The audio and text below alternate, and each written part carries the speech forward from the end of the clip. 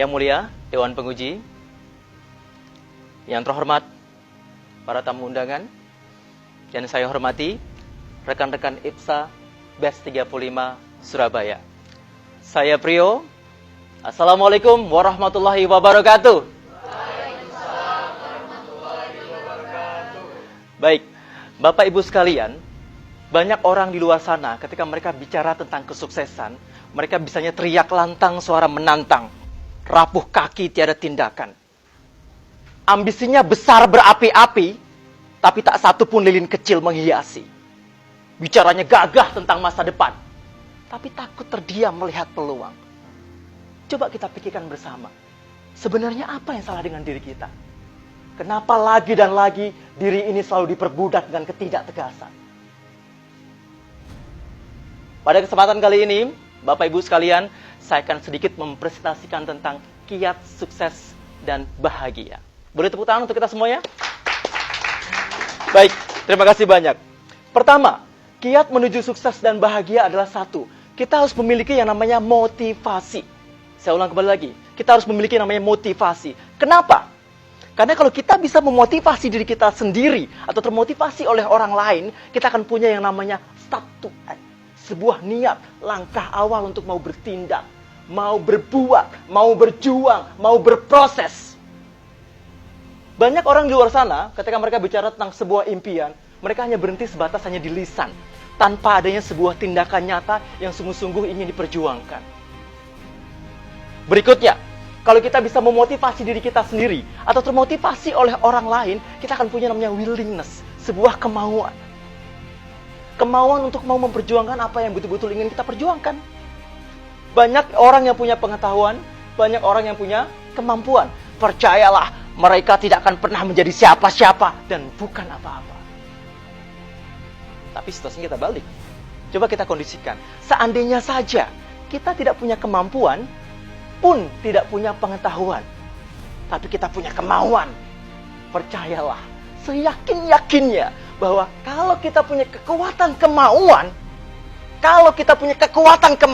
yang nggak mungkin akan menjadi mungkin. Yang jauh akan menjadi dekat, yang berat akan menjadi ringan. Itulah kalau kita punya kemauan. Berikutnya, kiat sukses atau bahagia. Yang kedua adalah, kita harus punya yang namanya pressure. Sebuah tekanan hidup. Mungkin Bapak Ibu setuju bahwa kalau kita membaca sedikit biografi orang-orang yang sudah sukses, kebanyakan mereka sukses terjadi karena pengalaman hidup yang penuh dengan derita-derita, penuh dengan drama-drama, penuh dengan hal-hal yang menyusahkan. Dan kalau kita evaluasi, ternyata kesusahan itu adalah sebenar-benarnya motivasi. Setuju tidak kira-kira? Kesusahan itu adalah motivasi yang sesungguhnya. Makanya saya bilang, susah itu motivasi. Ketika banyak orang di luar sana susah itu dianggap sebagai sebuah beban, menurut saya, susah itu motivasi. Jadi kalau mau sedikit tanya jawab ya, siapa yang mau susah? Mungkin saya mau susah. Karena banyak orang di luar sana ketika dihadapkan dengan yang nyaman-nyaman, yang enak-enak, semua serba ada, akhirnya tumpul Bapak Ibu. Yang ada apa? Males, gak mau memperjuangkan. Sedangkan umur-umur seperti kita ini kan masa-masa produktif yang harus terus berjuang dan belajar. Itu. Ngomongin soal susah itu adalah motivasi. Saya sedikit cerita tentang pengalaman hidup saya, bahwa ternyata orang yang mendapatkan kesusahan itu akan terus menjadi model utama untuk sungguh-sungguh mau berjuang. Dulu Bapak Ibu, ketika saya masih SMP, ibu saya itu memberikan ongkos sekolah untuk saya itu sebesar 1.500 didapatkan dari hasil menghutang tetangga. Maksudnya berhutang ke tetangga, 1.500. Suatu ketika, ibu saya berhutang ke tetangga, Bu, pinjam uangnya 1.500 untuk anak saya sekolah. Si tetangga itu memberikan uang 1.500 ke tangan ibu saya dengan cara dihentakkan. Dan uang itu 1.500 itu adalah receh-recehan semua, koin-koin semua. Dihentakkan. Apa dampaknya? Jatuh berserakan. Ibu saya jongkok, membungkuk, dan akhirnya harus mengais satu persatu uang recehan itu untuk ongkos sekolah saya. Saya di belakangnya saat itu. Saya saksikan dengan mata kepala saya sendiri. Apa yang saya rasakan pada saat itu, Bapak Ibu? Tidak hanya sedih, tapi saya menangis. Bahkan saya mengikrarkan diri saya. Saya bersumpah demi Allah, demi Tuhan. Saya akan memperjuangkan hidup saya untuk melawan susah, melawan miskin. Apapun yang terjadi, saya akan berjuang.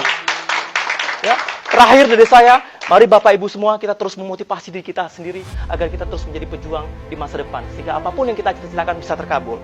Terakhir, pesan dari Bung Karno. Kami menggoyangkan langit. Kami menggempakan darat.